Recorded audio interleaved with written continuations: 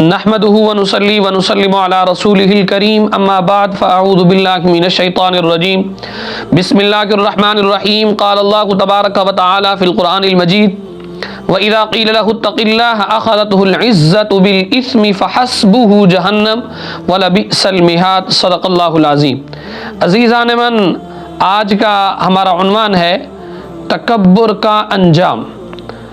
رب ذوالجلال نے جا بجا تکبر کی مذمت کو بیان فرمایا اور تکبر کے انجام کو بیان فرمایا، اور تکبر ایک ایسا کبھی عمل ہے، اس تکبر ہی نے ابلیس کو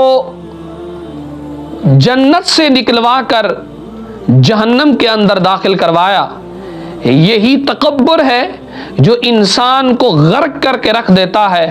تو رب ذوالجلال نے قرآن کریم کے اندر ارشاد مبارک فرمایا وَإِذَا قِيلَ لَهُ اتَّقِ اللَّهَ أَخَذَتْهُ الْعِزَّةُ بِالْإِثْمِ، جب کسی انسان سے کہا جائے کہ تو اللہ سے ڈر، أَخَذَتْهُ الْعِزَّةُ بِالْإِثْمِ، تو اس کو عزت نے گناہ کے ساتھ پکڑا۔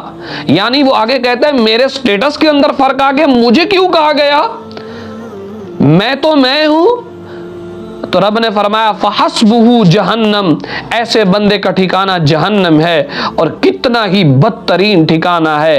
یہ جو میں ہے انسان کو تباہ و برباد کر دیتی ہے، انسان کو ذلیل اور رسوا کر دیتی ہے۔ انسان انانیت اور تکبر کے لہجے کے اندر آ کر اپنے آپ کو خوار اور ذلیل کر دیتا ہے۔ یاد رکھیے کہ انسان اپنی ادا پر غور تو کرے، اپنی خلقت پر غور تو کرے، اپنی پیدائش پر غور تو کرے کہ دنیا کے اندر یہ کیسے آیا۔ ایک گندے سے پانی کے قطرے سے اس کی تخلیق ہوئی ہے۔ وہ گندا پانی کا قطرہ اگر کپڑوں پہ لگ جائے تو کپڑے ناپاک، بدن پہ لگ جائے بدن ناپاک۔ میرے رب کی شان ہے کہ رب ذوالجلال اس کو پیدا فرماتا ہے، اس کے اندر روح آتی ہے، پھر انسان ایک گوشت کا لوتھڑا بن جاتا ہے، دنیا کے اندر آتا ہے، آج انسان چلنے پھرنے کے قابل ہو گیا ہے۔ اللہ تعالیٰ نے صحیح اعضاء والا، سلامتی والا اس کو بنایا ہے۔ اے نادان انسان، پھر اکڑنا کس بات کا، پھر اترانا کس بات کا، پھر تکبر کرنا کس بات کا۔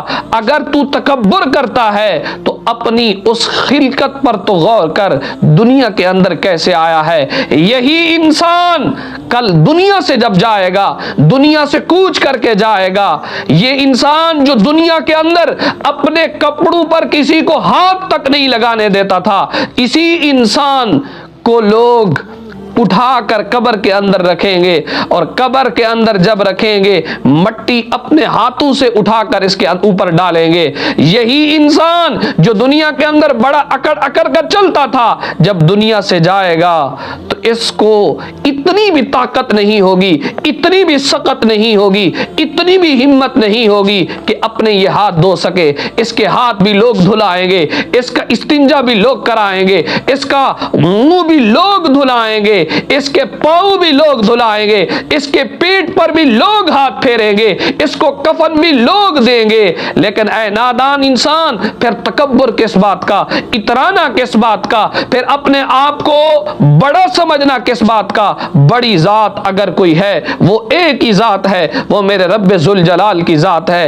اس لیے اے نادان انسان، تکبر نہیں کرنا چاہیے، اترانا نہیں چاہیے۔ سید دو عالم صلی اللہ تعالیٰ علیہ وآلہ وسلم نے ارشاد مبارک فرمایا متکبر لوگ انسانوں کی شکل میں چیونٹیوں کی طرح قبروں سے اٹھیں گے۔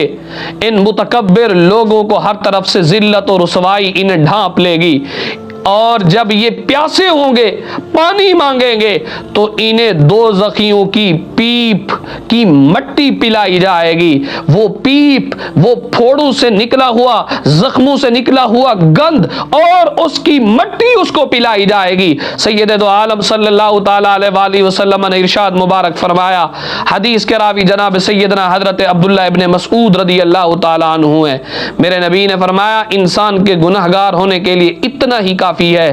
جب اسے اللہ سے ڈرنے کو کہا جائے تو وہ آگے سے یہ کہے کہ تم اپنا خیال کرو. یہی المیہ ہے.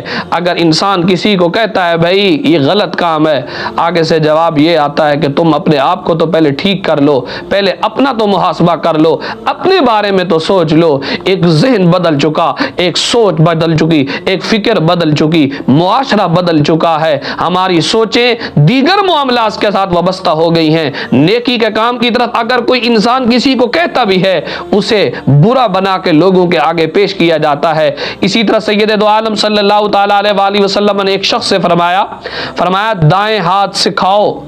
اس نے آگے کہا میں دائیں ہاتھ سے کھانے کی طاقت نہیں رکھتا.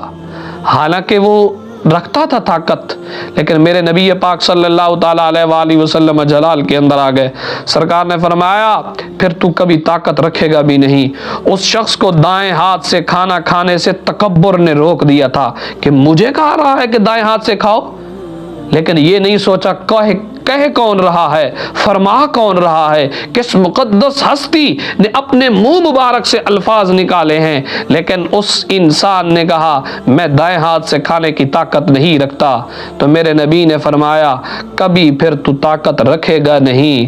راوی کہتے ہیں اس کے بعد اس شخص نے اس ہاتھ کو کبھی نہ اٹھایا، یعنی وہ شل ہو گیا. سرکار علیہ الصلوۃ والسلام نے کائنات کے والی، ہم سب کے آقا و مولا، شفیع محترم صلی اللہ تعالی علیہ وآلہ وسلم نے جو بات کی تھی رب نے اسے پورا کر کے دکھایا.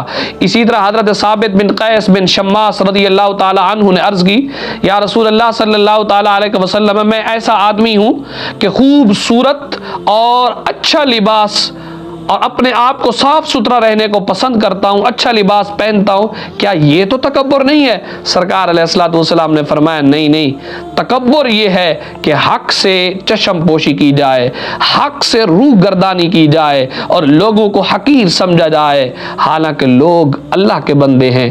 جس طرح تو رب کا بندہ ہے وہ بھی رب کا بندہ ہے. اس لیے کسی کو حقیر بھی نہیں سمجھنا چاہیے، کسی کو اپنے سے کم بھی نہیں سمجھنا چاہیے، اور تکبر بھی نہیں کرنا چاہیے. تکبر ایک لعنت ہے، اس لعنت سے اپنے آپ کو بچانا چاہیے. دعا ہے اللہ کی بارگاہ میں اللہ تعالی ہم سب کو اس تکبر کی لعنت سے محفوظ فرمائے.